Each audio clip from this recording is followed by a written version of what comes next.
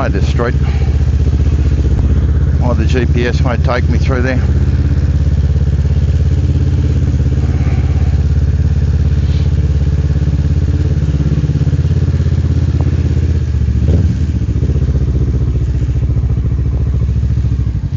So this is Royette. Nice accommodation. Heading home now. It should only be a couple of hours. Should be home at about 9:30.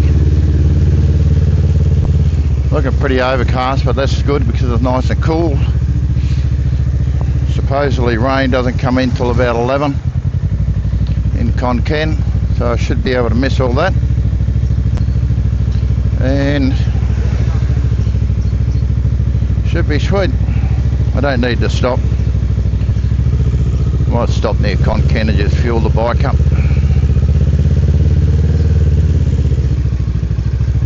Not that I need it, but I like to leave it sitting with a full tank.